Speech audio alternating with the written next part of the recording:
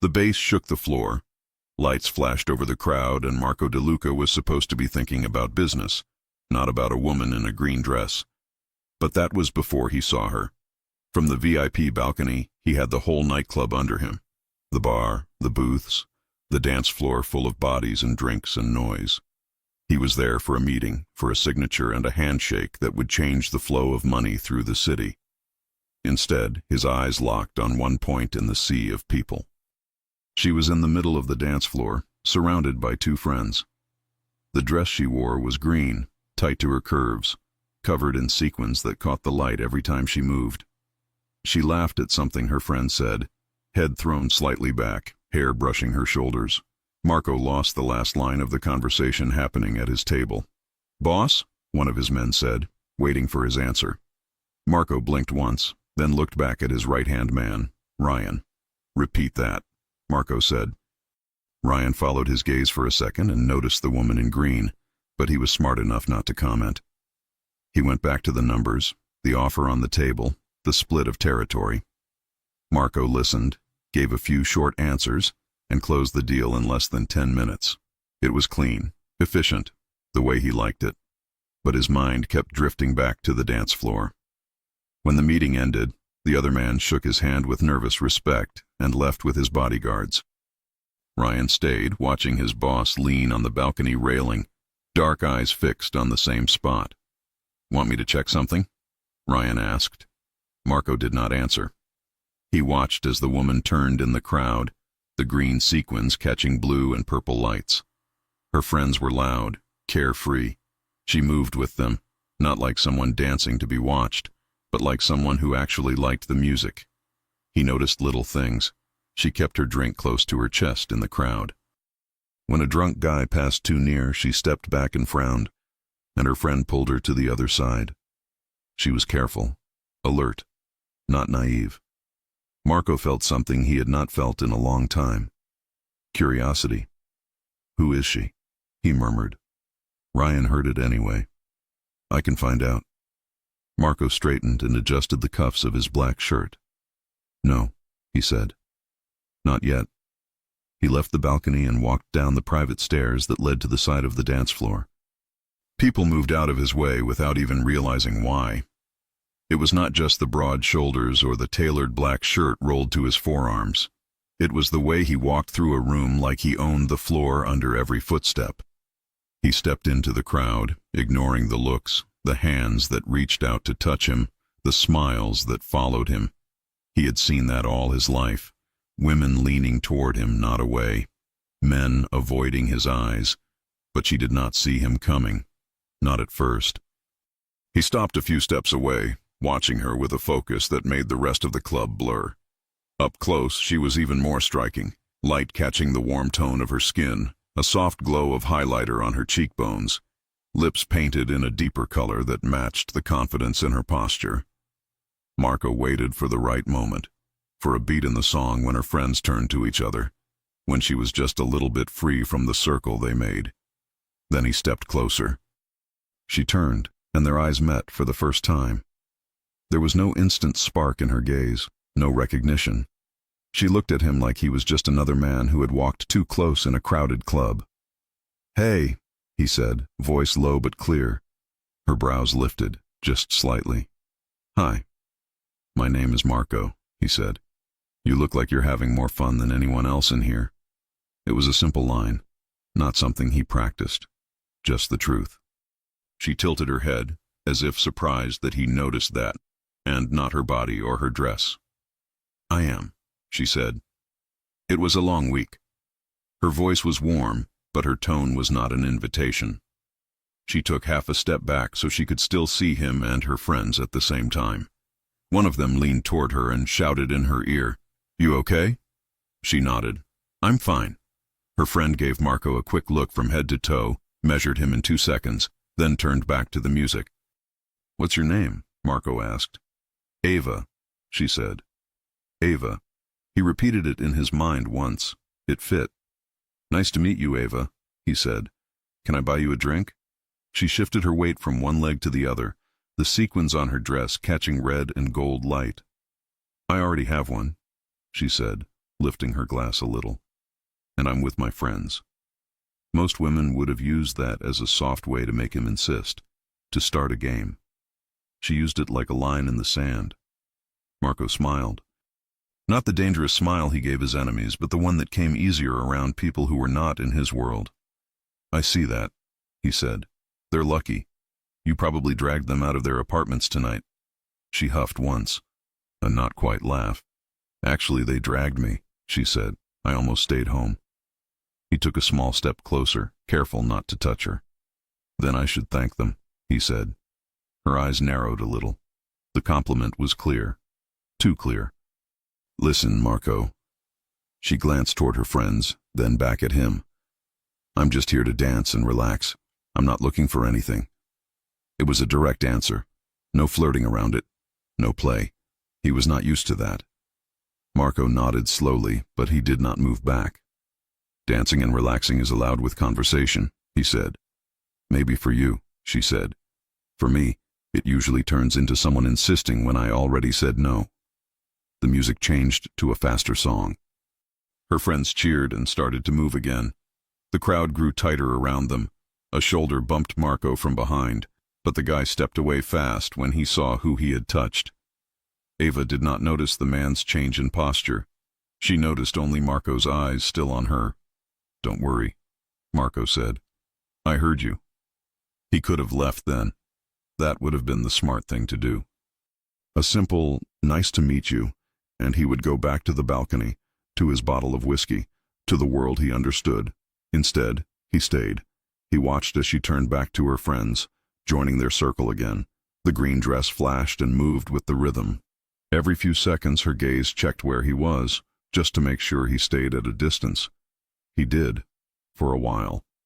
Marco told himself he was just watching the room, that it was natural to keep an eye on everything inside his club, that it had nothing to do with the woman in the middle of the dance floor. But every time someone got too close to her, his chest tightened. He saw a guy try to slip behind her, drink in hand, eyes too fixed on her body. Before the man could press forward, Ava's friend stepped in, pulled her to the side, and gave the guy a look that sent him away. She could handle herself. He liked that. Maybe that was why he moved again. The next time the song slowed down, he crossed the space between them. This time, he did not come from the side. He came from behind, careful with his steps, letting the beat of the music hide his approach. When he was close enough, he leaned in, but still left a small space between his chest and her back. "I meant what I said." He spoke near her ear. "You stand out down here." She stiffened, then turned fast. Her hand came up, pressing against his chest to push him back. He had barely lifted his hand, fingers reaching toward her face, when her eyes hardened. "Don't," she said. The word cut through the music. Marco froze. He looked down at her hand on his chest. She was not shaking. She was not nervous. She was simply done. "I told you I'm not interested," she said, raising her voice just enough for him to hear over the music. "I came to dance, not to be touched by a stranger who won't listen." Around them, the crowd shifted. A few people noticed the tension. One of her friends moved closer, ready to step between them if she needed help. No one had ever put a hand on him like that in the middle of his own club, in front of his people, and told him no so clearly. Marco felt Ryan's eyes on him from the edge of the floor. His men were always near when he was in public. They waited for a signal, any sign that their boss wanted them to step in. He gave them nothing. Instead, he took a slow step back, hands where she could see them. "You're right," he said simply. "I didn't listen." Her chest moved up and down with each fast breath. The lights washed her face in blue, then pink, then gold. Her jaw was tight, but there was no fear in her eyes, only anger. And something else. Disappointment. "I don't care who you are," Ava said. "I said no. Respect that." A small, sharp sentence. It landed harder than he expected. For a second, he wanted to tell her exactly who he was. That this was his club. That people here worked for him, kept their heads down for him, pushed others out of his way for him. But that felt small in front of the way she was looking at him. He nodded once. "Understood," he said. He did not try to touch her again. He did not lean in. He just stepped aside and left a clear path for her and her friends. Ava hesitated, as if she could not believe he had backed off so easily. Then she turned away from him, grabbed her friend's hand, and moved deeper into the crowd. Marco watched her go. Ryan appeared at his side a moment later. "You want me to have security remove her?" Ryan asked quietly. "Or him?" He jerked his chin toward a man who was staring at Ava from the bar. Marco's eyes narrowed. His first instinct was control, to move pieces around the board until he felt safe, until no one could get near what had caught his attention. But she had just told him she did not want anyone doing that. "No," Marco said. "No one touches her." "No one touches her, friends. Just make sure nobody bothers them." "So we do watch her," Ryan said. Marco ignored the comment. He walked back to the side of the floor, then up the private steps, leaving the noise below. From the balcony, he could see the whole dance floor again. Ava's green dress moved through the crowd like a small bright signal. She laughed with her friends. She danced. She did not look up. He should have turned away. He should have gone home, to his penthouse with its glass walls and locked doors, to the quiet that waited for him high above the city. Instead, he stayed. Every time she moved toward the bar, he watched. Every time a stranger got too close, he felt his jaw tighten. When a man tried to step behind her again, one of his security guards appeared from the side, pretending to be just another customer, and blocked the man with his body. Ava never saw it. She only saw her own small circle of light and music. Near the end of the night, she and her friends finally left the dance floor. They sat at a high table near the back to drink water and take a break. One of the women pulled out her phone. Another changed her heels for flats she had stuffed in her bag. Ava rubbed the back of her neck and looked around the club as if waking up from a long dream. For 1 second her eyes went up and met Marco's again. He was not close enough for her to read his expression, but he saw the way her lips pressed together. She turned away first. "I want to go home," she told her friends. They finished their drinks, grabbed their things, and headed for the exit. From the balcony, Marco watched the green dress disappear into the hallway that led to the street. The music kept playing. The lights kept flashing. The club kept moving without her. He stayed there, hands braced on the glass, feeling something unfamiliar in his chest. It was not simple attraction. He had lived with that all his life. This was sharper, a question that would not leave him alone. She said no. She pushed him away. She did not care who he was. Hours later, when the club closed and the last drunk echo faded from the floor, Marco was still thinking about the way her hand had felt against his chest. About the sound of her voice when she said she did not care who he was. In a world where everyone wanted something from him, she had wanted nothing. He walked through the empty club with Ryan at his side. Workers wiped down tables, collected glasses, turned off lights. The dance floor was just a dark space now. "You've been quiet," Ryan said. Marco did not slow his steps. "Long night. Want me to forget about her?" Ryan asked. "We don't have to know her name. We don't have to know anything." Marco stopped in the middle of the floor. The silence around him felt thick after all the noise. He knew he should say yes. He should let the night stay what it was, a memory of a green dress and a woman who had told him no. Instead, he heard himself say, "Find out who she is." Ryan raised his brows. "You sure?" Marco looked at the spot where she had stood hours earlier, laughing with her friends, before he stepped into her space and turned her night into something else. No one rejected him and walked away like that. No one stayed in his head like that. "I'm sure," he said. Ryan nodded once. "I'll talk to the manager. Check the cameras. Discreet." Marco headed for the back door that led to the private garage, his mind already moving through possibilities. He told himself it was simple curiosity, wounded pride, an ego that did not like being hit in public. But as he stepped into the cool night air and the city lights hit his face, another thought slipped in, quiet but persistent. What kind of woman says no to a man like him and does not look back? And how far was he willing to go to hear her say something different?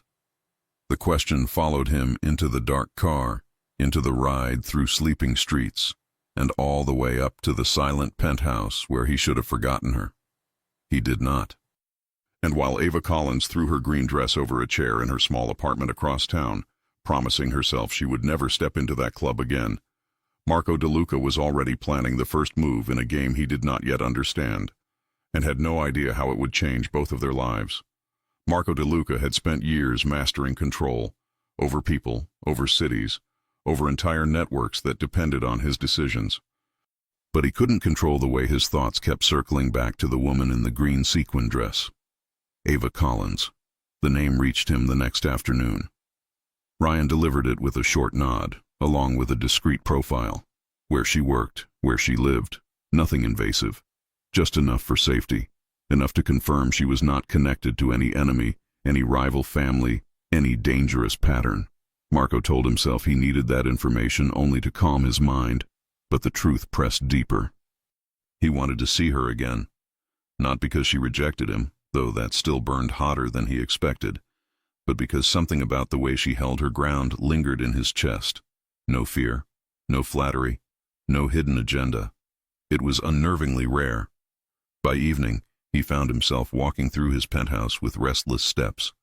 The city stretched beneath his windows, a maze of lights and traffic. He usually found calm in that view. Tonight it felt hollow. He opened a bottle of whiskey he didn't really want, took one sip, and set it down untouched. She said no, and she meant it. The memory hit with an uncomfortable mix of frustration and admiration. Her voice had been steady, her posture firm, her hand pushing him back with no hesitation. Most people froze when he approached. They softened their tone. They adjusted their posture. They waited for his reaction. Ava didn't. He replayed the moment when she glared at him under the flicker of club lights, angry, but not intimidated. A woman like her didn't stumble into someone like him on purpose, which meant she wasn't looking for trouble. Yet trouble was exactly what he brought with him everywhere he went.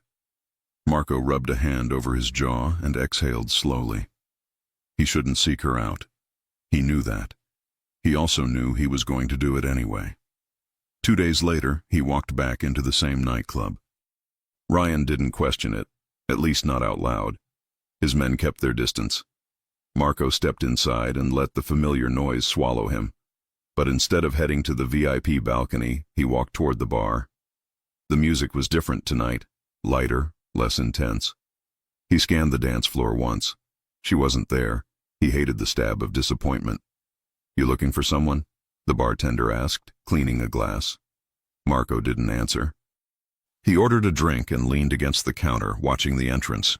He told himself he would stay 10 minutes. If she didn't walk in, he would leave. It was a reasonable plan, controlled, logical. Then, green. Not the same dress, but a similar shade, a soft top with subtle shimmer. She stepped inside with the same 2 friends from before. Her hair was down, loose waves brushing her shoulders. The moment she looked toward the dance floor, her entire expression softened, like she loved the sound of music more than the chaos around it. Marco felt his chest tighten. She hadn't noticed him yet. He remained still, watching the way she laughed at something her friend whispered in her ear, watching the way she carried herself, confident but not arrogant, alert but not anxious. She was the type of woman who didn't need attention to fill the room. She simply fit. Then her eyes moved in his direction, stopped, held. A flash of recognition spread across her face, followed by something colder. Marco straightened slowly, not moving toward her. She broke the eye contact first. Her friends didn't notice anything, but she did. The little shift in her posture told him she remembered everything about the last night. The push, the rejection, the anger. Good. If she hadn't cared at all, that would have bothered him more. A few minutes passed before he took a cautious step toward the dance floor.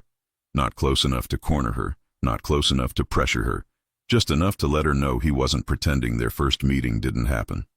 She approached the bar with her friends, ordering drinks. He stayed a safe distance behind them, letting the noise swallow the space between them. When she turned and saw him again, her expression tightened. She handed one of her friends a drink, then stepped aside. She didn't avoid him, but she didn't invite him either. Marco raised his hand slightly, no touching, no approaching too quickly. Ava, he said, his voice low but steady. She sighed softly, a mix of annoyance and exhaustion. Marco, I shouldn't have touched you last time. She blinked once. He continued, You told me no. I didn't listen. That was my mistake. Her lips parted slightly, surprised by the apology. I'm not used to people ignoring boundaries, she said. Neither am I, he answered. Which makes it even worse that I crossed yours. She studied him carefully as if trying to decide whether he meant it. I'm not interested, she reminded him firmly. I heard that, he said. Tonight I'm not here to insist on anything. A beat of silence. Then, almost reluctantly, she asked, So why are you here? He could have lied. Said business. Said coincidence. Said anything to protect his pride. But she didn't strike him as the kind of woman who respected lies. I came because I wanted to see you again, he said simply. Her breath hitched, barely visible, but enough for him to catch it. She looked away, shaking her head softly. I don't want trouble. You won't get trouble from me. That's what men say before the trouble starts. Marco suppressed a small, involuntary smile. Fair. She glanced back at her friends. They were already returning to the dance floor, waving for her to join them. I need to go, she said. He stepped aside, clearing the path immediately. Go. She hesitated, just a second, then walked past him. The faint scent of her perfume drifted with her movement. Soft, fresh, not overly sweet. It stayed with him long after she walked away. From the distance, he watched her join her friends again. She danced, but she kept checking the corners of the room, maybe subconsciously searching for him, maybe making sure he wasn't too close. He kept his distance, but he never lost sight of her. And that was when he saw it. A man, tall, slightly drunk, cut through the crowd with too much focus. His eyes tracked Ava, not the group. He made a straight line toward her, weaving between bodies with bad intentions written in the way he leaned forward. Ryan appeared at Marco's side. You want me to? No. Marco's hand lifted slightly. Wait. Ava turned at the last second, noticing the man's approach. Her expression dropped. Annoyance, not fear. She stepped back, but the man stepped forward, slurring something she couldn't hear over the music. Her friend tried to pull her aside, but his hand reached toward her arm. Marco was already moving. He didn't shove the man. He didn't start a fight. He simply stepped between them, placing himself like a wall that the drunk stranger bounced off of. The man blinked up at Marco and instantly paled. Sorry, man. I didn't know. Marco didn't speak. He didn't need to. The stranger backed away fast, disappearing into the crowd. Ava stared at him, breath unsteady. You said you wouldn't cause trouble, she said carefully. I didn't, Marco replied. He did. I could have handled him. I know, he said, and he meant it. But you shouldn't have to. Her lips parted slightly, something flickering in her eyes. Annoyance mixed with something warmer she didn't want to admit. Marco. He leaned in just enough for her to hear him over the music, but he didn't touch her. I'm not asking for anything, he said quietly. Not a drink, not a dance, not a chance. I just want to make sure you're okay. Her heartbeat visibly softened in her chest. Not because she wanted him, not yet, but because he wasn't pushing this time. He was simply there, protective, not possessive, present, not overwhelming, maybe even trying. You don't even know me, she said. I'm trying to, Marco answered. Her breath caught again, faint, but real. Before she could say anything else, her friends called her name, forcing her to turn. She looked back at Marco once more, eyes conflicted. Then she walked away, and Marco let her go. But when she reached the edge of the dance floor, she glanced over her shoulder, only for a second, only long enough for him to see the beginning of something shifting inside her. Curiosity, interest, a question she wasn't ready to say out loud. Marco exhaled slowly, feeling the weight of something new forming between them. Slow, fragile, but impossible to ignore. Ryan stepped beside him. "Boss?" Marco's eyes stayed on Ava. "We're not done." And just as he said it, a new figure slipped into the club's entrance. Someone Marco recognized instantly. Someone from his world. Someone who should never be near Ava. Ryan stiffened. "That's not good." Marco's jaw clenched. Ava hadn't seen the man yet. But if she did, things would change faster than she was ready for. Marco moved one step forward, instinct tightening his chest. Whatever happened next, he would not let danger reach her. Not now, not ever. And that truth scared him more than any rival ever had. The moment Marco saw the man walk into the club, a man from his world, from the wrong side of his business, he felt every muscle tighten. This wasn't coincidence. This wasn't casual. And it definitely wasn't safe. The man's name was Donovan Price. He didn't belong anywhere near Ava. Marco didn't move immediately. He watched Donovan scan the crowd with a slow, assessing stare, as if searching for someone specific. His hands curled at his sides, but he forced himself to stay still. Not here, not in front of her, not in a place where she already thought he could bring trouble. But his hesitation lasted only a second. Ava was still dancing with her friends, suddenly unaware of how quickly the atmosphere around her had changed. If Donovan saw her, if he recognized her from anything related to Marco, things could spiral. "Ryan," Marco murmured, "take care of him." Ryan didn't need more instructions. He walked toward Donovan, intercepting him before he reached the dance floor. From above, Marco watched their conversation. Ryan's posture was firm, calm, professional. Donovan's smile was careless, mocking. Marco didn't like that smile. But when Ryan subtly redirected Donovan toward the bar, Marco let out a quiet breath. Crisis avoided. For now. He turned back to Ava, and that was when he realized her eyes were on him. She wasn't dancing anymore. Her friends were still moving with the crowd, but she had stepped slightly aside, watching Marco with a puzzled expression. She could tell something was wrong. He didn't want her to see this part of his life. Not yet. Not like this. So he did the hardest thing for someone like him. He walked away from the danger instead of toward it. He stepped off the dance floor, up the private stairs, and into the quieter part of the club. Ryan joined him minutes later. "Handled," Ryan said. "He won't bother her. He thinks you're here on business." Marco nodded once. Good. But the knot in his chest didn't loosen. He had two choices now. Ignore this strange pull he felt toward Ava, or get close enough that he could protect her properly. Both options were dangerous. Neither felt possible to resist. Ava didn't leave the club until almost 2 in the morning. Marco watched from the balcony as she grabbed her jacket, hugged her friends, and walked toward the exit. He could have followed her. He could have caught up. He didn't. He forced himself to stay put. He didn't want her to think he was waiting in the shadows like some kind of stalker. The last thing he wanted was to scare her. But when she stepped outside and a group of drunk men staggered near her, he moved so fast Ryan didn't have time to say his name. Marco stopped just inside the doorway, hidden enough not to interrupt her night, close enough to intervene if needed. Ava noticed the men, gave them a look that said she wanted no conversation, and crossed the street quickly. Her friends followed, laughing loudly, unaware of the tension around them. Only when she reached her rideshare and got inside safely did Marco let himself breathe. He stayed there, watching the car drive away into the bright city night. Ryan leaned against the doorway beside him. "Boss, you're doing the opposite of ignoring her." Marco didn't deny it. The next morning, Ava woke up with sore feet and a faint headache.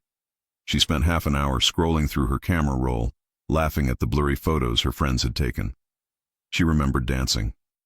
She remembered the near argument with the drunk stranger. She remembered Marco, his apology, his calm voice, the way he stepped between her and the man without touching her, the way he looked at her as if he wanted to know her, not control her. She didn't trust him, but she didn't fear him either, and that was confusing. She spent the rest of the day trying not to think about him. She organized her apartment, went grocery shopping, even met a friend for lunch. None of it worked. That night, while she folded her laundry, her phone buzzed. Unknown number. "Hi, it's Marco. If this is a bad time, I'll try later. Ava froze. She shouldn't answer. She absolutely shouldn't. But she also remembered the way he had backed away without argument, the way his voice had softened when she said she wasn't interested, the way he protected her without making it a performance. So she typed, "Ava, how did you get my number?" The reply came fast. "Marco, through the club security. They owed me a favor. You can block me if you want." That annoyed her, but it also made sense. He hadn't lied. He hadn't sugarcoated it. "Ava, you can't just do that." "Marco, you're right. I won't do it again." She stared at the message, surprised. Then another came. "Marco, I want to apologize properly. Not in a club. Not with music over our heads." Her heart tapped against her ribs. "Ava, for what?" "Marco, for crossing a line, and for looking at you like I owned the moment." She swallowed. His honesty made it harder to stay angry. He wrote again, "Marco, let me make it right. Coffee, somewhere public. You choose the place, the time, the table. If you say no, I'll disappear from your life. No pressure." Ava let out a slow breath. He wasn't pushing. He wasn't repeating the same mistakes. He wasn't pretending to be someone else. She typed back, "Ava, 1 coffee." Marco didn't respond immediately. It took nearly a full minute.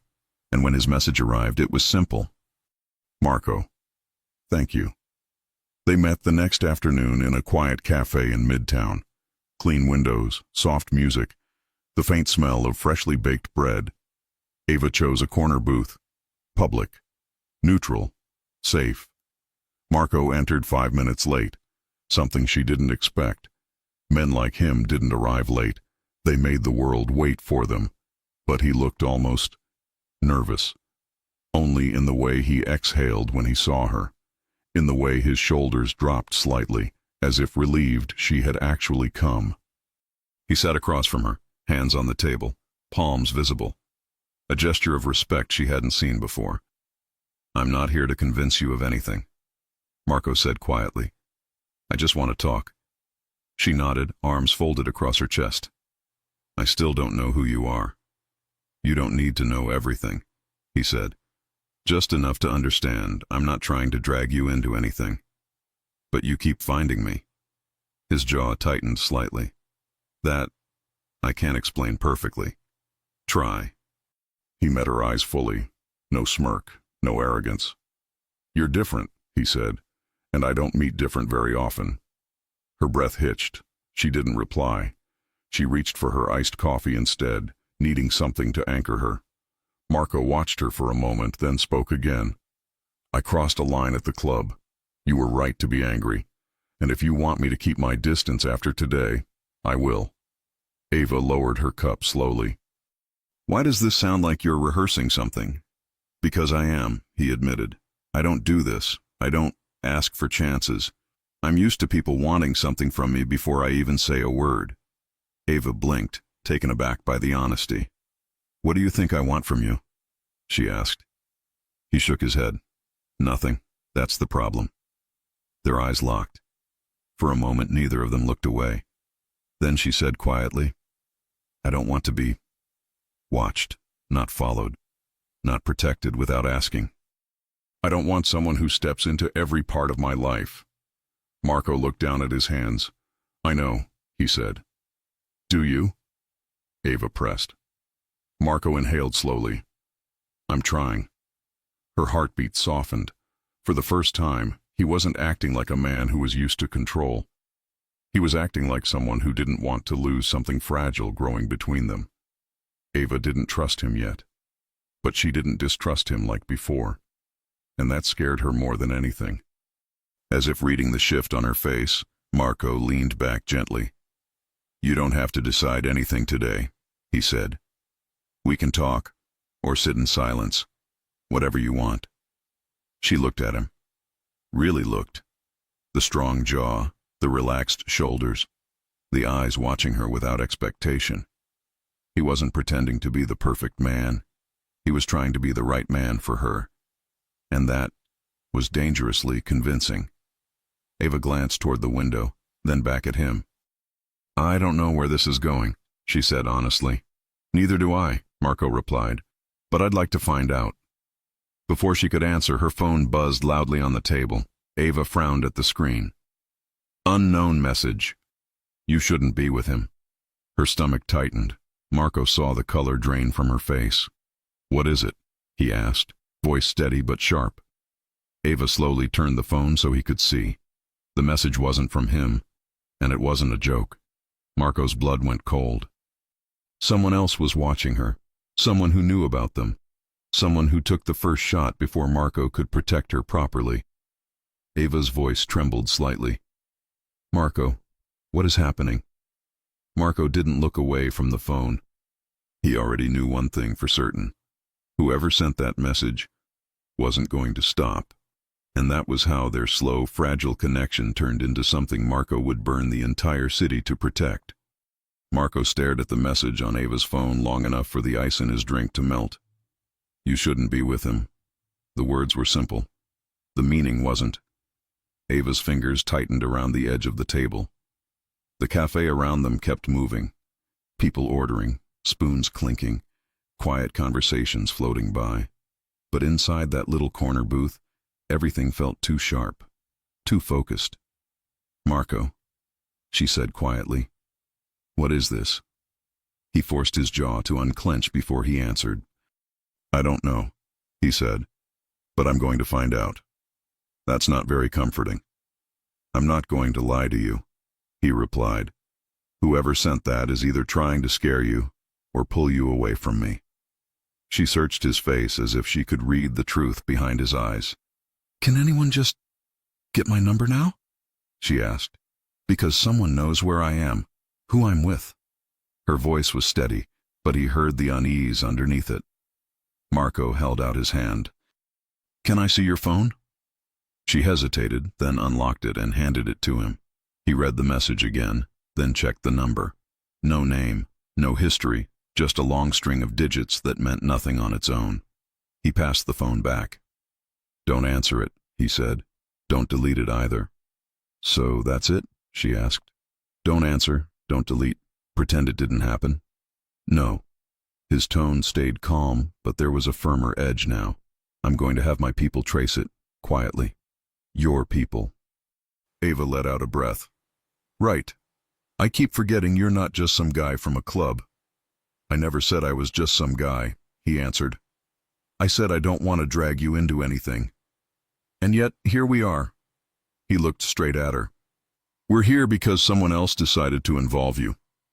Her heart kicked a little faster at that. Not because of the threat, but because he sounded more protective than possessive this time. Is this because of what you do? She asked. Is this connected to your own world? He didn't look away. It might be, he said. I have enemies. People who don't like my decisions. People who would rather see me isolated, easier to corner. If they know I care about something, or someone, they might try to use that. Her pulse jumped at the word care, even though she knew he wasn't saying it lightly. So this is a warning, she asked. Stay away from Marco. Or a test, he said, to see how I react. Well, they're doing a good job because I'm uncomfortable. I know. He leaned forward slightly. I'm not going to tell you what to feel. If you walk away now, I'll understand. But if you stay, he paused, choosing his words carefully. If you stay, I will do everything I can to keep you safe, and I will be honest with you, even when the truth is ugly. Ava sat back, letting that sink in. You keep saying stay like I'm already with you, she said.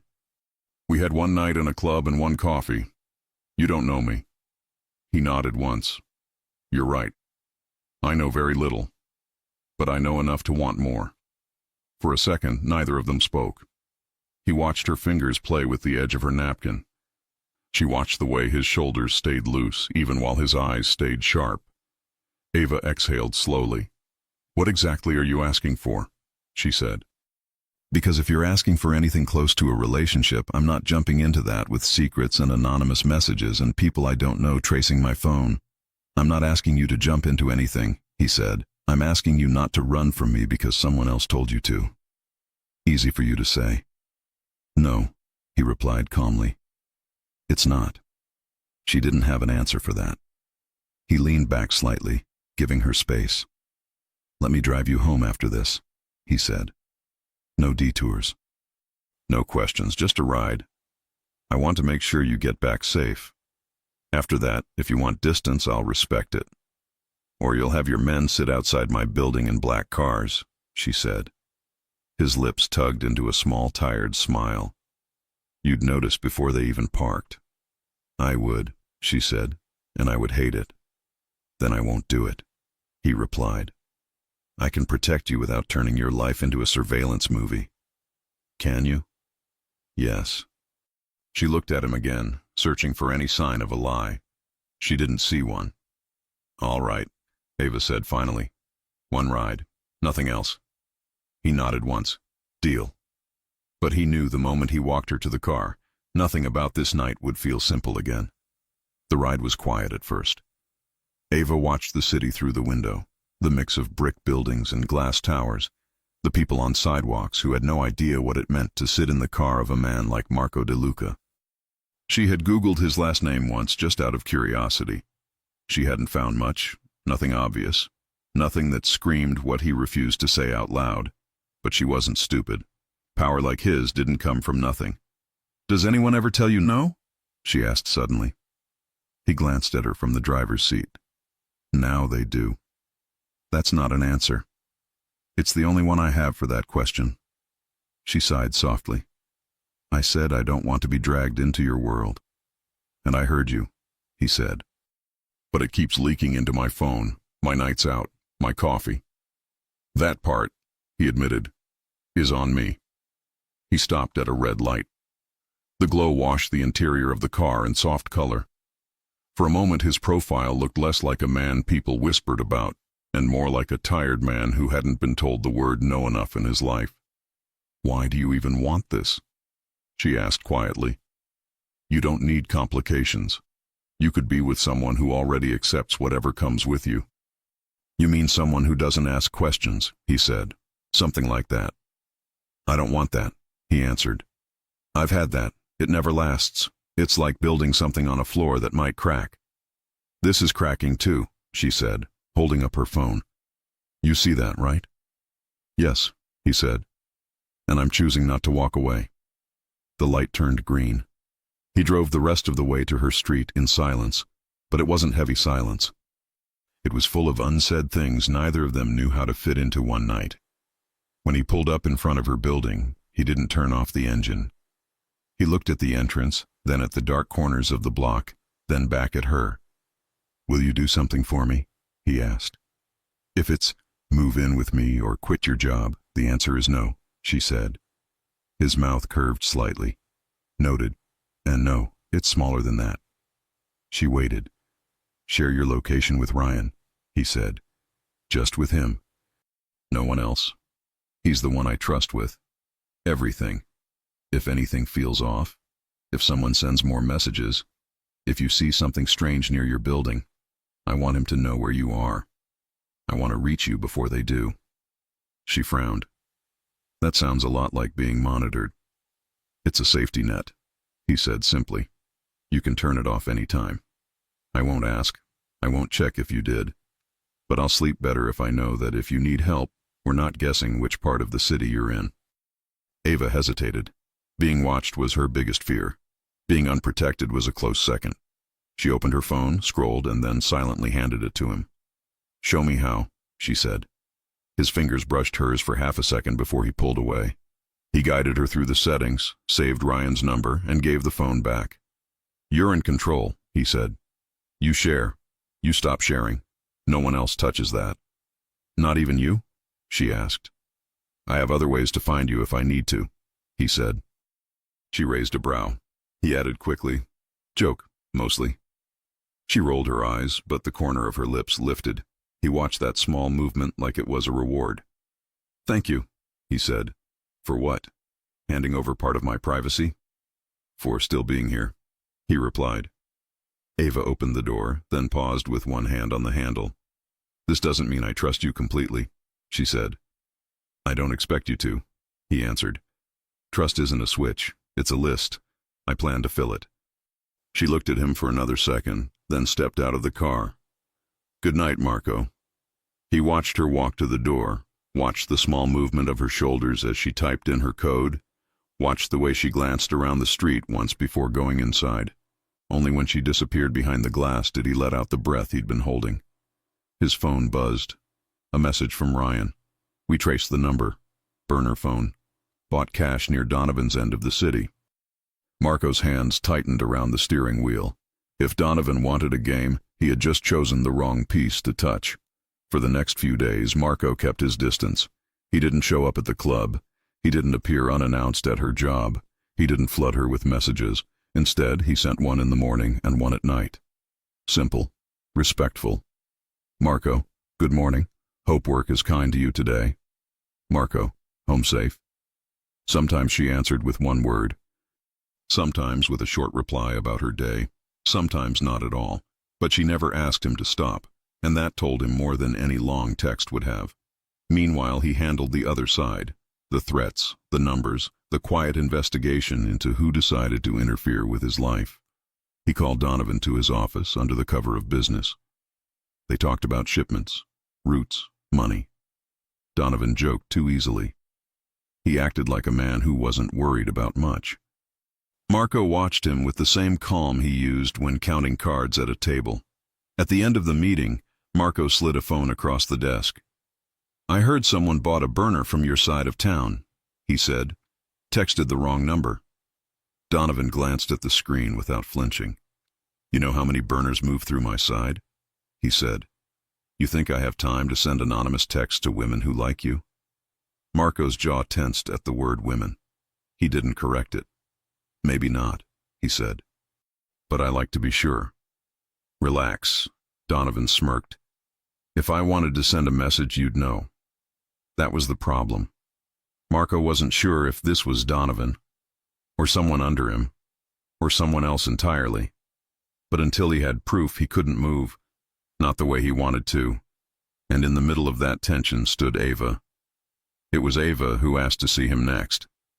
He didn't expect it. He was in the middle of a late meeting when his phone lit up with her name.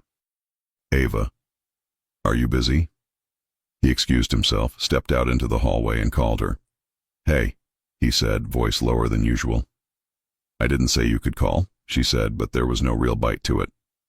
You're right, I'm sorry. Do you want me to hang up? There was a tiny silence. No, she said. I just had a bad day. His chest tightened. What happened? Nothing dramatic, she answered. Just work. Bills. One of my co-workers made a comment about my mysterious boyfriend I don't have, and I realize my life is on a weird pause, like I'm waiting for something to go wrong. He leaned against the wall, one hand in his pocket. I don't want to be the reason you feel like that, he said. I don't know what you are yet, she admitted, but I know I don't want to sit in my apartment overthinking. So, if you're not busy, maybe we could go somewhere. He didn't make her repeat it. Send me your location, he said. I'll pick you up. You don't even know where I want to go. With you? His voice softened. Anywhere is fine. He heard the small, involuntary exhale she tried to hide. Fine, she said, but no clubs. No clubs, he promised. I have a better idea. He took her to a rooftop restaurant that wasn't on any obvious lists. Soft lights, open air, a clean view of the skyline. Not flashy, not loud, just quiet enough for two people to hear each other. She stepped out of the elevator and looked around with wide eyes. Okay, she said. I'll admit it. This is nice. He smiled, a real one. I'm glad. They ate slowly, talking about ordinary things. Her job, his supposed import business that he kept vague but harmless, her favorite late-night snacks, his habit of working until sunrise. He asked questions like he had time for every answer. She asked her own, testing little boundaries, seeing what he'd dodge and what he'd face. When the plates were cleared and the city grew darker, they moved to the edge of the rooftop, looking out over the lights. The wind tugged gently at her hair. He watched the way she hugged her arms against the evening chill. Cold? he asked. A little. Without a word, he shrugged off his jacket and placed it over her shoulders. He didn't let his hands linger. He didn't step closer than she allowed. Still, the warmth of the fabric felt like more than just a jacket. You know, Ava said quietly, I keep telling myself I should walk away from this. I know, he replied. And then you do something like this, and it feels easy. I want it to feel easy, he said. You have enough weight in other parts of your life. I don't want to be another burden. You're not, she said, surprising herself with how quickly the answer came. You're complicated, but not a burden. He turned slightly, studying her profile. Ava, he said. If I ever become a burden, I want you to tell me. Not quietly, not later. Right away. You think you can handle that? I'd rather hear the truth, he replied, than watch you quietly fade away. Her heart clenched at that. She turned to face him fully now, the rooftop lights reflected in his eyes. Do you always talk like this? She asked. Plain, direct. Not with most people, he said. Most people don't deserve it. And I do? Yes. Her fingers tightened around the edge of his jacket. Why? She whispered. Because you looked me in the eye in the middle of my own world and told me no, he said. And you haven't stopped telling me the truth since. Her breath came a little faster. For the first time since she met him, it didn't feel like she was standing in front of a stranger with too much power. It felt like she was standing in front of a man who was trying, clumsily but honestly, to be worthy of her time. His hand lifted slightly, then stopped. Can I ask you something? He said. You're already asking, she replied, but her voice was softer now. Can I kiss you? He asked. The question hung between them, simple but heavy. He waited, no leaning in, no assumption. Just a man asking a woman for permission. Ava's heart pounded, not from fear, from everything else. Yes, she said. He stepped closer slowly, one hand sliding around her waist but not pulling. Just resting, warm and solid. His other hand hovered near her face, close enough for her to feel the heat of his palm, not close enough to trap. He waited for her to close the distance. She did. Their lips met in a kiss that wasn't rushed. It wasn't desperate. It was steady, deliberate, like he wanted her to feel every part of it and nothing else. Her fingers curled into his shirt. His breath deepened, but he kept his control.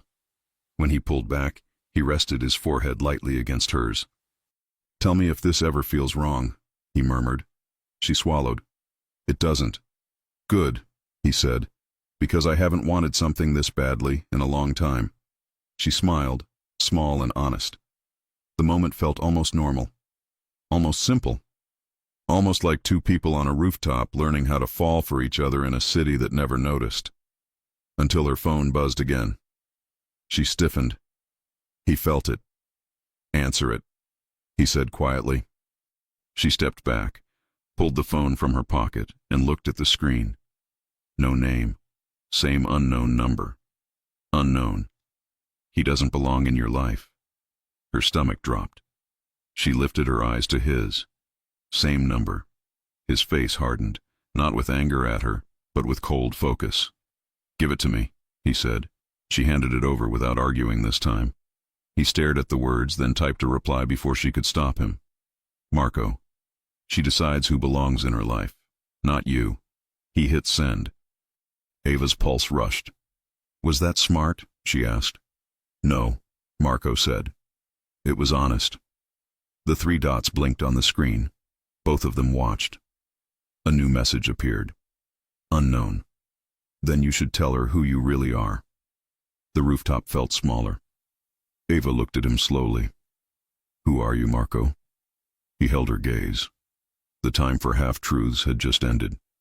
And if he didn't answer now, he knew he might lose the one person who ever made him want to be more than a name people whispered in the dark. Ava didn't speak for several seconds after the message lit up Marco's phone. Then you should tell her who you really are. The rooftop restaurant suddenly felt too quiet. The soft music in the background was distant, and the skyline lights felt colder than they should. Marco didn't look away from her, not even once. He had promised honesty, and now the moment had come.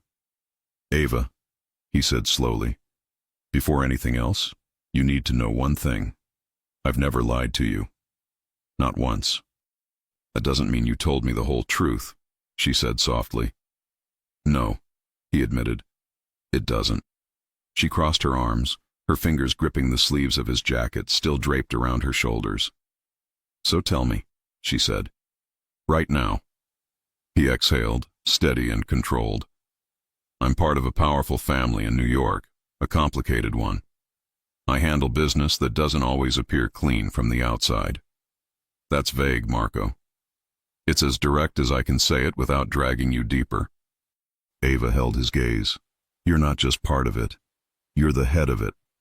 He didn't respond immediately, but silence was an answer. Ava's breath trembled. So it's true. The rumors. Your reputation. Everything I tried to tell myself wasn't real. Marco stepped closer, but he didn't touch her. It's not like the movies, he said. I don't run around hurting people or throwing threats like confetti. I built a system, one that keeps chaos out of this city more than it causes it. You're still a mafia boss. He winced at the word, not because she said it wrong, but because he heard disappointment behind it. I am, he said quietly. But I don't want that to define what I can be with you. She ran a hand through her hair, overwhelmed and trying not to show it. Marco, this is huge. I'm not prepared for this kind of truth. Neither was I, he said softly. Until you. Her chest tightened. He continued. I've never brought anyone into my life like this.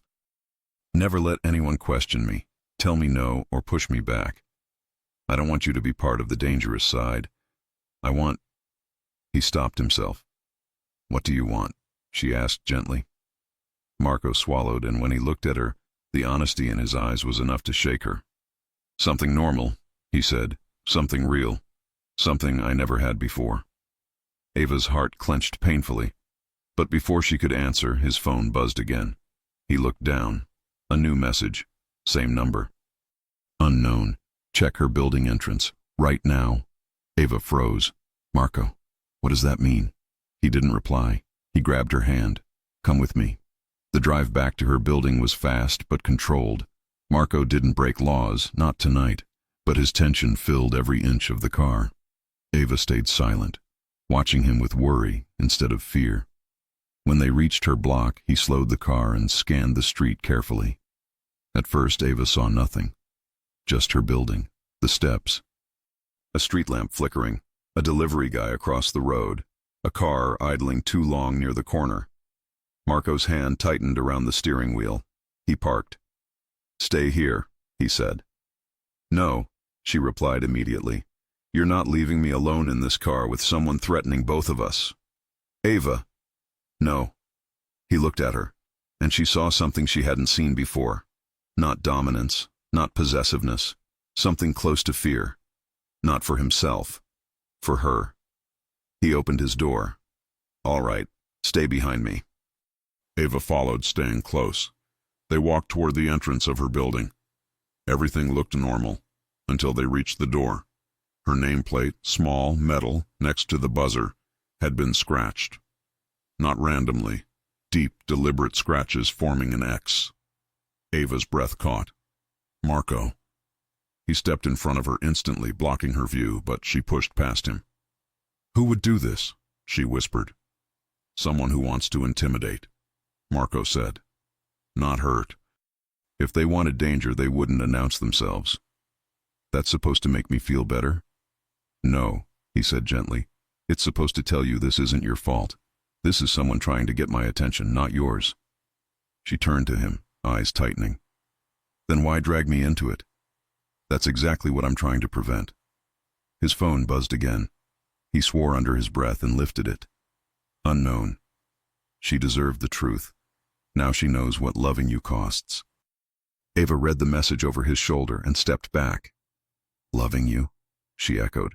We're not. Marco grabbed her arm gently. That's them trying to control the narrative. Don't let them. Her heartbeat was fast and uneven. She pointed at the door. They were here, at my home. Yes, Marco said, voice calm but firm. And they won't be again. How can you be sure?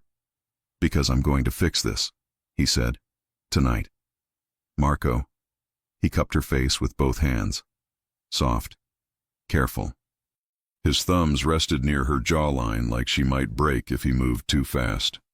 You are not a pawn in this, he said. You are not leverage. You are not their message board. Her breath shakily escaped. You shouldn't touch me right now, she whispered. I'm overwhelmed. He pulled his hands back immediately. Sorry. She didn't move away, though. Just inhaled, steadying herself. I need a minute. I need to think. Marco nodded. Take your time. And you're not leaving, she said. I wasn't planning to. She searched his face again. You're too calm. Because panic won't help you, he said. But action will. What are you going to do? She asked. He didn't answer immediately. Instead, he walked to her car door and opened it. Get inside, he said gently. You're not staying here tonight. Ava stiffened. Where am I going? My penthouse, he said simply. It's safer. Controlled. No one gets in without going through 3 layers of security. No, she said quickly. That's too fast. Too much. We're not. It's not about us, he said. It's about your safety. Just for tonight. That's what every man says before they take over a woman's life. And I'm not every man, he replied. You tell me to stop tomorrow, I stop. You tell me you want space, I'll give you a mile. But I'm not letting you sleep here with someone marking your door like a threat. Ava swallowed. He was right. She knew he was right. And as much as her instincts screamed to keep distance, something inside her softened, remembering the rooftop kiss, the sincerity in his eyes, the way he never pushed when she said no. Okay, she whispered. Tonight. Relief flickered through Marco's face so fast she almost missed it. He opened the passenger door. Ava hesitated. Marco? Yes? Don't do anything reckless, she said. Define reckless, he said. Anything involving the person texting you. His jaw flexed. She stepped closer and touched his wrist lightly. I'm serious, she said softly. No ambush, no threats, no disappearing for hours to handle this alone. Promise me. He stared at her long enough for her chest to tighten. Then he said, I promise. Ava let out the breath she'd been holding and got into the car. Marco closed the door gently, walked around to the driver's side and got in. He glanced at her once more before starting the engine. You're with me now, he said quietly. And I'm not letting anything happen to you. She didn't answer, but she didn't look away either. Because behind the fear, behind the adrenaline, something else was growing. Something warm, something real, something she wasn't ready to name yet. The car pulled away from the curb. Her building faded in the rearview mirror. The city lights reflected in her eyes as she stared ahead. A new message appeared on Marco's phone. He didn't open it, but the preview lit up the screen. Unknown. Bringing her home won't protect her. It only shows how much she matters to you. Ava didn't see it. Marco did. And for the first time that night, a chill ran down his spine. Not because she was in danger, but because someone out there understood exactly what she was becoming to him, and the truth terrified him more than any enemy ever had. Marco's building rose over the city like a glass wall. Ava had seen it from a distance before, glowing at night, one of those places that looked like it only existed for people whose lives were nothing like hers. Now she was inside the elevator, watching the numbers climb, wearing his jacket and trying to control her breathing. He stood beside her, close but not touching. The air between them was full of things neither of them knew how to say yet. Last chance to run, he said quietly, eyes on the doors. When they open, you step into my space. It's a lot. She glanced up at him. If I wanted to run, I wouldn't be in this elevator. A small, soft smile touched his mouth. Fair. The doors slid open. His penthouse was wide and bright, even at night. Floor-to-ceiling windows framed the city lights. The floors were clean and dark. The furniture was modern but not cold. Soft couches, warm light from lamps instead of harsh overhead beams.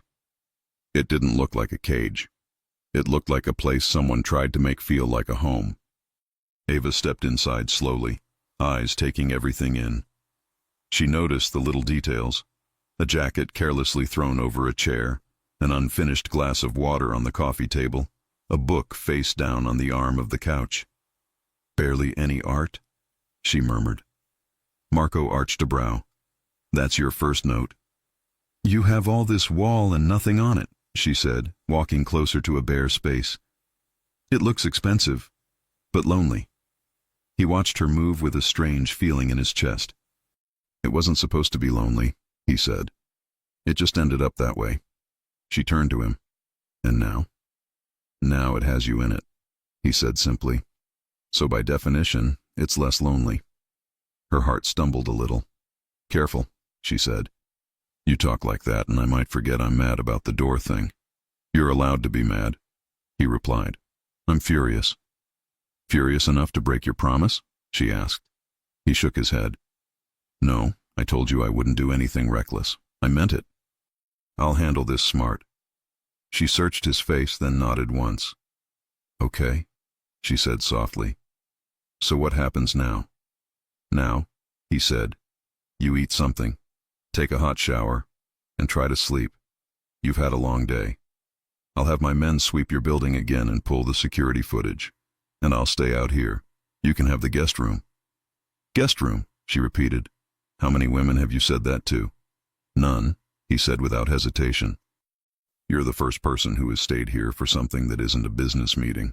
I'm still figuring out the guest ritual." She studied him for a second longer, then believed him. "Show me," she said. He led her down a short hallway. The guest room was simple but comfortable. A large bed with clean white sheets, a soft rug, a chair in the corner, a door that connected to a private bathroom with a huge shower and folded towels. Ava stepped inside and touched the edge of the bed. "This is bigger than my entire apartment," she muttered. "You're exaggerating," he said. "Barely." He leaned against the doorframe, giving her space. "There are cameras in the common areas of the building," he said. "Not in here. No surveillance inside the bedrooms or bathrooms. I don't watch people sleep." "That's good," she said, "because that would be creepy." He gave a short laugh. "Agreed." Her expression softened. "Thank you. For bringing me here. For not turning this into something else." "Ava," he said, his tone low and sincere, "I brought you here to keep you safe, not to use your fear as an excuse to cross lines. If at any point you feel uncomfortable, you tell me. I stop. No questions. No games." Her chest warmed at that. "I believe you," she said quietly. He nodded once, then pushed off the frame. "I'll get you something to wear," he said. "And food." "Marco?" He paused in the hall and looked back. "Yes?" "I don't want to be alone while I eat," she admitted. "Not tonight." "Then you won't be," he said. "We'll eat in the living room. After that, you decide how much company you want." He found one of his soft black t-shirts and a pair of clean joggers and left them folded on the bed. She smiled a little when she saw them. His clothes looked huge on her, but the fabric felt warm and safe. The hot shower helped. The water washed away the sweat from the club, the rooftop chill, the cold feeling from seeing her scratched nameplate. By the time she stepped out and slipped into his clothes, her body felt a little calmer. Her mind, not so much. When she walked back into the living room, he was in the kitchen area, sleeves rolled up, moving with efficient motions. "You cook?" she asked, surprised. "I feed myself," he corrected. Cooking might be a strong word. Still, the smell of garlic and butter filled the space. He slid a plate onto the counter, a simple dish of pasta with grilled chicken and vegetables. Nothing fancy, but fresh and warm. "I was expecting takeout from some fancy place," she said. "Most fancy places close earlier than my appetite," he replied. "Sit." They ate at the large kitchen island, side by side, the city window spreading out in front of them. For a few minutes, they just ate. No heavy conversation, no talk about threats or unknown numbers, just two people sharing food after an intense night. "This is good," she said between bites. "I have witnesses," he said. "My men argue over who gets the leftovers sometimes." "You cook for them too?"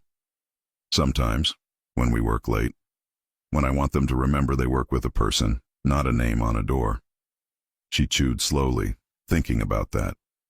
"You keep surprising me," she said. "I hope in the right direction." "So far," she said. "We'll see." He smiled slightly, then grew serious again. "Ryan has someone checking the footage near your building," he said. "We'll know more by tomorrow." "And if it's someone you know?" she asked. "Then I will deal with them," he said, "without involving you, without drama, quietly." "You always say quietly like you're trying to convince yourself," she said softly. He let out a breath, almost a laugh. "You notice everything." "That's why this is hard," she said. "I see the man who cooks for his men and gives me his jacket, and I also see the man someone thinks is dangerous enough to send warnings about." "You're not wrong," he said. "So which man am I having dinner with?" she asked. He didn't hesitate. "The one who wants to take care of you," he said, "even if you walk away after all of this."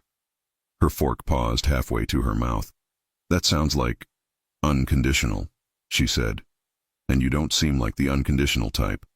"I'm not," he said. "Until now."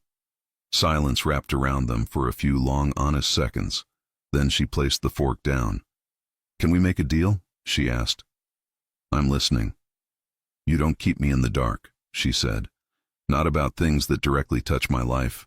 If someone scratches my door again, I want to know. If there's a threat, I want to at least understand the shape of it.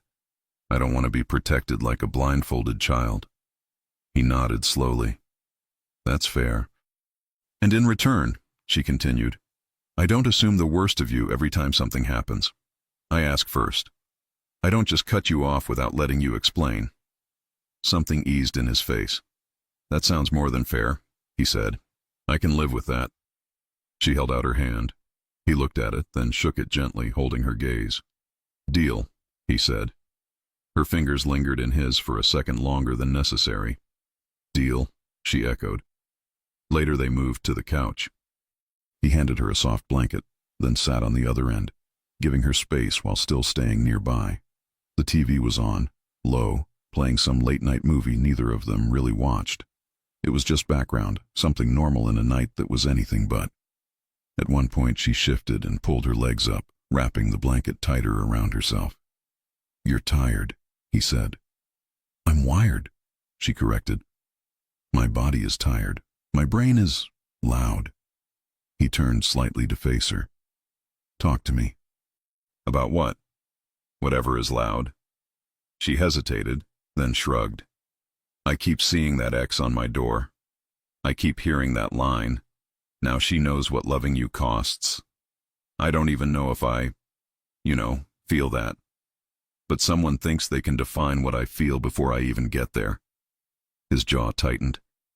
"They don't get to write that story for you." She met his eyes. "And you don't either." He nodded. "Agreed." "Good," she said softly. "Because if any of this is going to be real, I need to know I still have choices." "You do," he said. "Even if my choice is to leave?" she tested. He swallowed once, but his answer was steady. "Yes." "That can't be easy to say." "It's not," he admitted. "But wanting you here doesn't mean owning you. It means hoping you stay, and respecting you if you don't." Something in her chest loosened at that. She shifted closer without fully realizing it. "You know what's strange?" she said. "I should be more afraid right now. Someone scratched my door. Someone is sending messages.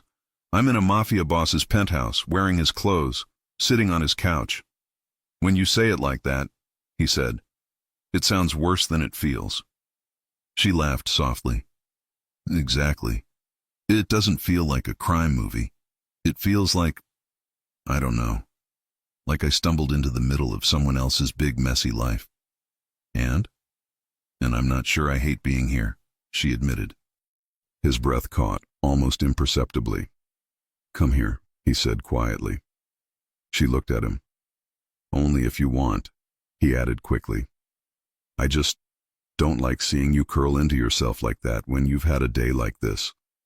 Her body argued with her brain for a full second. Then she moved closer. He lifted his arm, and she slid into the space against his side, her head resting lightly against his shoulder. His arm settled around her, heavy and warm, careful not to hold too tightly. Her body relaxed almost immediately. "This is dangerous," she murmured. "In what way?" he asked. "It feels safe," she said. He paused, then pressed a kiss to the top of her head. "That's all I want it to feel like," he said. "Safe. With me." She closed her eyes. They stayed like that for a long time. No big speeches, no dramatic music. Just steady breathing, the faint sound of the TV, the hum of the city below. At some point her hand slid down his chest, fingers resting over his heart. It beat hard and steady under her palm. "Marco?" she whispered. "Yes?" "If this becomes real," she said, "if I really let myself fall for you, you can't use that against me. You can't turn it into a chain." "I won't," he said instantly. "You say that now." "I say that because it's true," he replied. "I don't want a prisoner. I want a partner." The word hung in the air between them. "Partner," she repeated. "Yes." She opened her eyes and tilted her head up to look at him. "Then start proving it," she said. "How?" "Let me help," she said. "Not with your business. I don't want that. But with this threat. With how we respond. Tell me what you know. Tell me who you suspect. Let me be someone you talk to, not someone you shield from everything." Marco studied her for a long second. "You're not a piece on the board," he said. "I know," she replied, "but I am the person they chose to scare.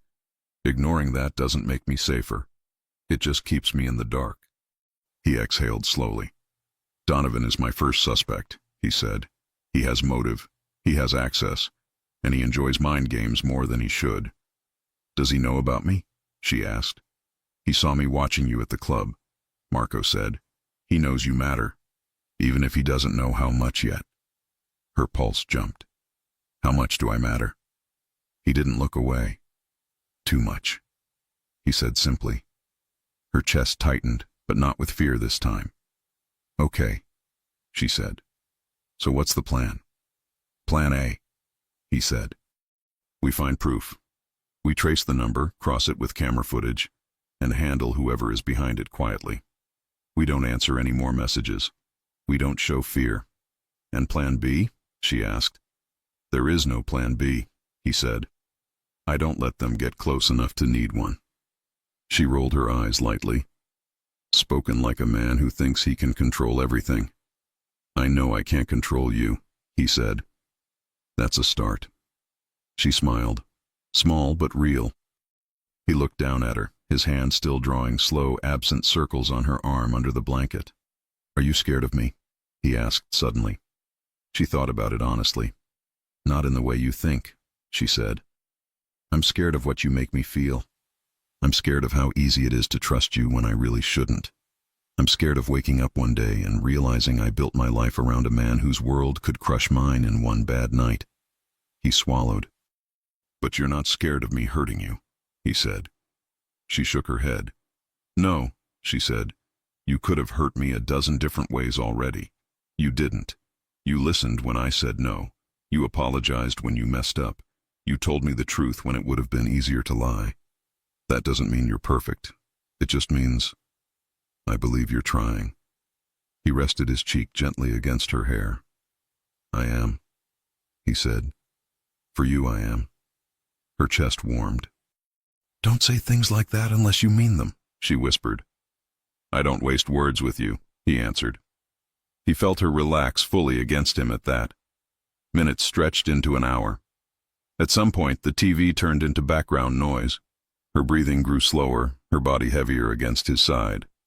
"Ava," he murmured, "you're falling asleep." She said. "Comfortable." He smiled softly. "I should carry you to bed," he said. That sounds very movie-like, she replied, eyes still closed. I can just wake you, he offered. She opened one eye. If you carry me to the guest room and don't use it as an excuse to crawl in after, I'll allow it, she said. He chuckled. Deal. He slid one arm under her knees and the other around her back, lifting her gently. She instinctively wrapped her arms around his neck, head resting against his shoulder. He carried her down the hall and laid her on the bed as carefully as if she were breakable glass. She blinked up at him sleepily. Stay, she murmured, just until I fall asleep. On top of the bed, over the blanket, very pure. He smiled, the kind of smile no one in his world ever saw from him. Very pure, he agreed.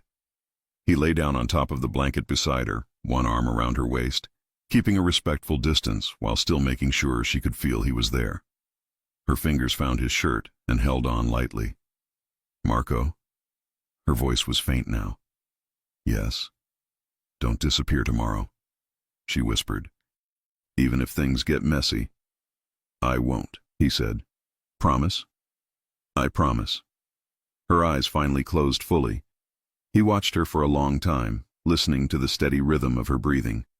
The chaos of his life felt far away with her there, clutching his shirt like he was the safe place instead of the danger. His phone vibrated once on the nightstand. He reached for it carefully so he wouldn't wake her. A message from Ryan. We have something. The camera caught a figure near her door an hour before you arrived. Hood up. Build looks a lot like Donovan's driver. Want me to move? Marco looked at Ava sleeping beside him. He typed back. No, not yet. Keep watching. We do this clean. No noise. No mistakes. He put the phone face down. Then he pulled her a little closer and closed his eyes. For the first time in years, he didn't fall asleep thinking about numbers, deals, or enemies. He fell asleep thinking about a woman in a green sequin dress who had pushed his hand away, and somehow ended up holding his heart instead. Ava woke before the sun. For a moment, she didn't know where she was. Soft sheets, a warm weight behind her, a steady breath brushing the back of her neck. Then memory returned slowly. The rooftop, the messages, the scratched door, the dinner in his penthouse, his arms around her as she fell asleep. She shifted slightly. Marco stirred immediately. You awake? He murmured, voice low and rough from sleep. She nodded. Yeah. What time is it? Too early, he said. The city is still asleep. You should be too. She rolled onto her back and met his eyes. You stayed. I told you I would, he said. Her chest warmed at that. She expected him to slip away in the middle of the night to handle whatever his world demanded. She expected shadows, secrets, silence. Instead, he stayed exactly where she left him. Thank you, she whispered. He brushed her cheek with his thumb. Sleep okay? I did, she said. Better than I thought I would. I'm glad. She studied him for a long second, the softness in his face, the morning calm that didn't match the man she'd met in a crowded club. Did anything happen overnight? She asked. He shook his head. No messages, no movement near your building. Ryan is still watching. And you're not going after anyone, right? I keep my promises, he said. She let out a breath. Good. But he could tell something else was bothersome. What's wrong? He asked gently. I don't want to live like this, she said, afraid that someone will use me to get to you. You won't, he assured. Not if we handle this right. She sat up, tucking her knees to her chest. So what's the plan? He pushed himself up beside her. Simple. We catch whoever is behind this. Cleanly. Legally, if possible. She blinked. Legally? He gave a small shrug.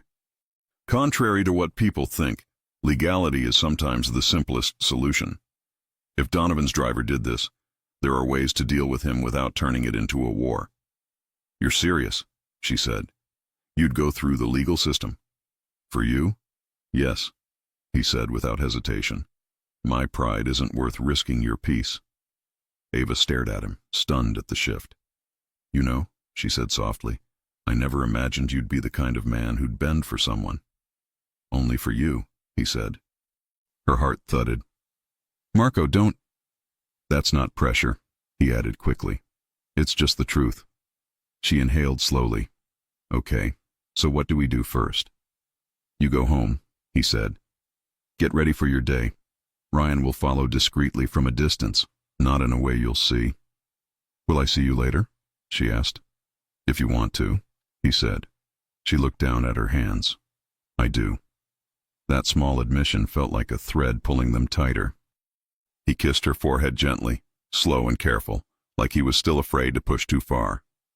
I'll take you home, he murmured. Let me keep you close a little longer.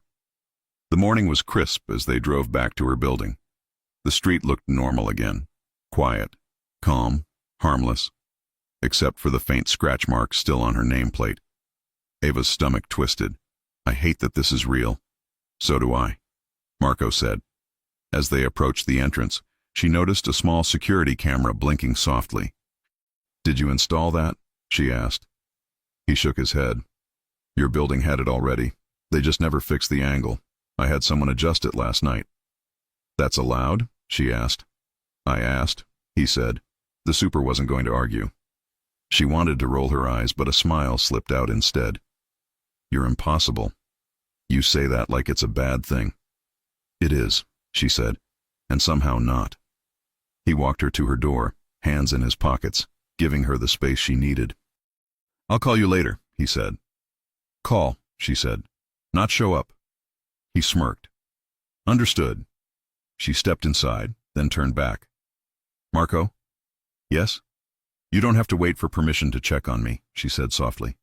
Just don't overwhelm me either. He nodded once, something warm softening his eyes.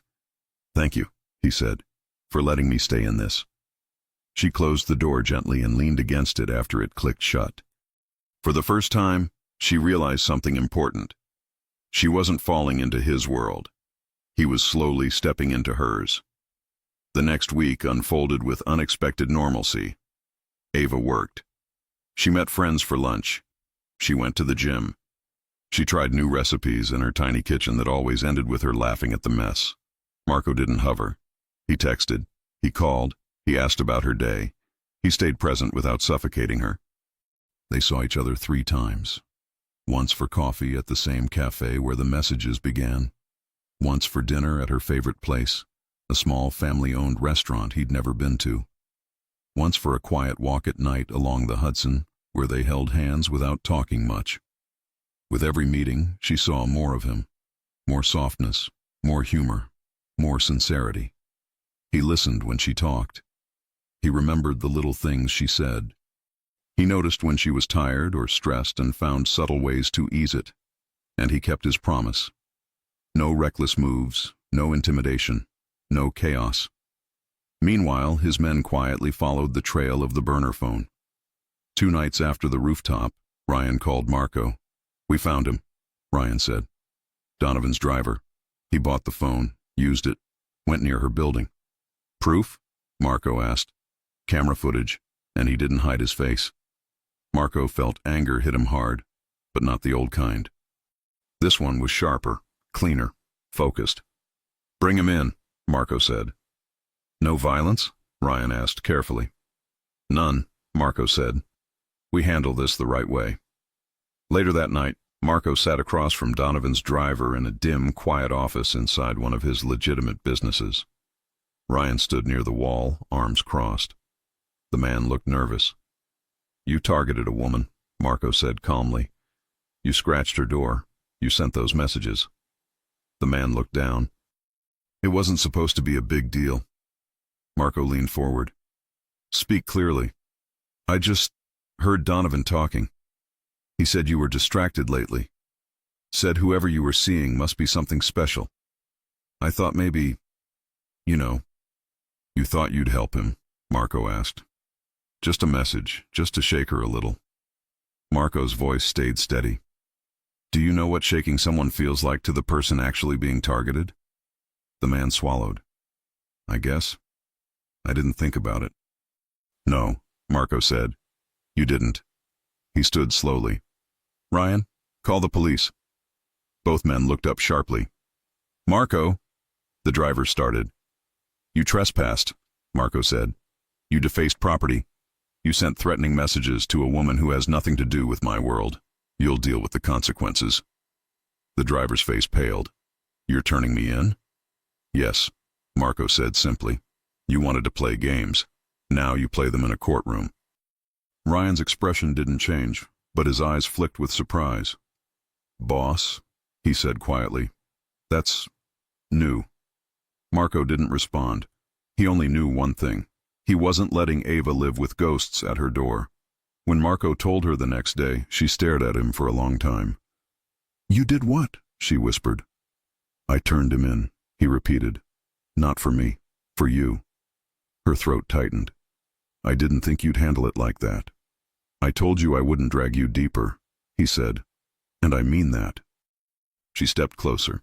You changed your entire way of handling things, she said softly. For me. Yes. Why? His answer was quiet. Because I don't want to build something with you on top of fear. Her heart thudded painfully. He held her gaze. And because losing you terrifies me way more than doing things differently. She stared at him, overwhelmed in a way that felt warm instead of heavy. Then she reached for his hand. Marco, she whispered, I think I'm falling for you. He closed his eyes for a heartbeat, then opened them with a softness she had never seen in him. I fell the moment you pushed me away in that club, he said. It just took me a while to understand what that meant. She smiled, real and bright. Come here, he said. She stepped into his arms without hesitation. He held her like she was something precious, not fragile, but important. Their lips met in a kiss that wasn't rushed, wasn't hesitant. It was the kiss of two people choosing each other fully for the first time. When they pulled apart, he rested his forehead against hers. You're safe, he murmured. With me. Not because you hide in my world, but because I'm learning how to live in yours. She let out a shaky breath. I want a real future with you. You'll have it, he said. I'll build it with you, brick by brick. And no secrets, she added. No secrets. And no disappearing. No disappearing, he promised. And you keep cooking for me? He smiled. Absolutely. She laughed softly and leaned into him. For the first time since this entire storm began, Ava felt something settle in her chest, something steady and warm. A future. 6 months later, Ava stood in the kitchen of Marco's penthouse in one of his shirts, stirring pancake batter while he wrapped his arms around her from behind and kissed her shoulder. You're distracting, she said. You like it, he replied, nuzzling her neck. She laughed, leaning back into him. The scratched door on her old building had been replaced. She had moved into Marco's place a month ago. Not because she needed safety, but because they both agreed they didn't want to live apart anymore. Their mornings looked like this now, his arms, her laughter.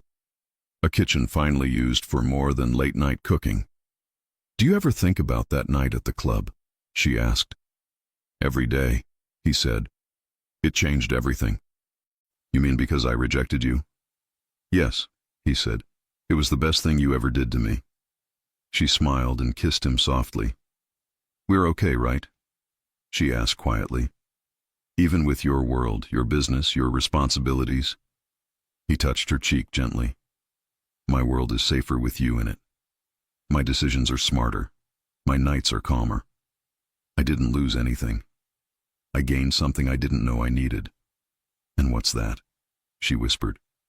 A partner, he said. Her chest warmed. He kissed her again, slow and loving. And one day, when you want it, maybe more. More?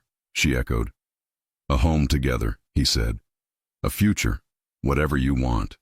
I'm yours. Her eyes softened. Good, because I'm yours too. He lifted her into his arms and carried her to the table where breakfast waited. And the city outside, once cold and distant, felt like theirs now.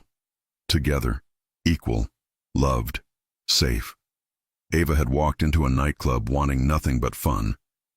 She walked out with the heart of the man no one dared to touch. And in the end, the woman in the green sequin dress didn't just make the Mafia Boss obsessed. She made him better. She made him hers.